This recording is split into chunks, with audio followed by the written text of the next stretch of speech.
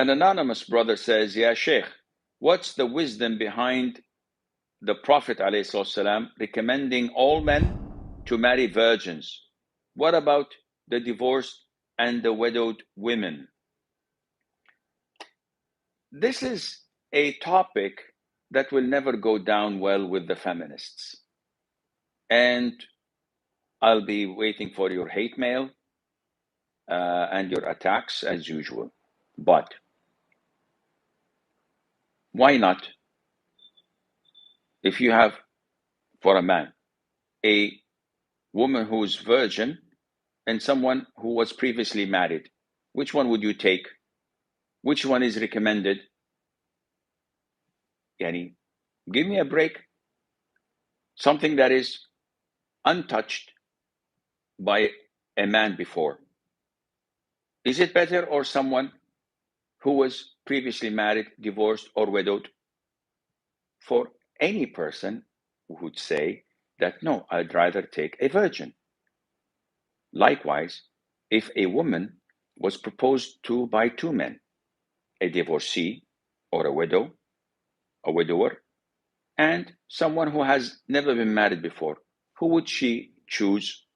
Oh, I would choose the divorcee or the widower. Why? Oh, he has more experience. No one would do that. So the essence of marriage is to enjoy life.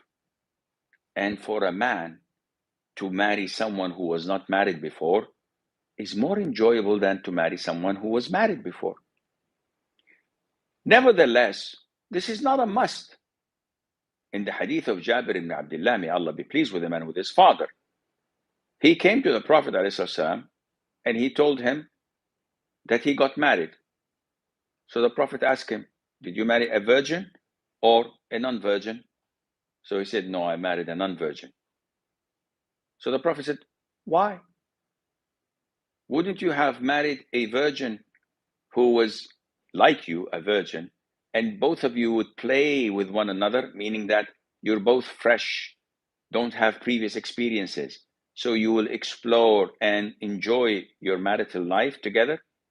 He explained, "O Prophet of Allah, Abdullah, my father, died leaving sisters to me who were orphans.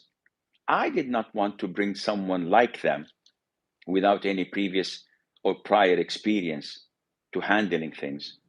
So I married someone who was a divorcee or a widower who is more mature so that she could take care of them and of me." The Prophet consented. The Prophet agreed. He did not object to that, alayhi salatu wasalam. So it's not all the time that a virgin is what people look for. Now, remember, the demand for marriage is far lesser than the supply. There are so many women out there, but the demand to get married to them is fewer and lesser. So a man is the seeker, while a female or a girl is the one sought after, and not the other way around. So this is why it is recommended. But for a person who already has a wife and he wants to get married to a second wife, would we recommend for him a virgin? Or, as you have already taken one, it's best for you to go for a widower or someone who is divorced or this or that? Of course, the latter.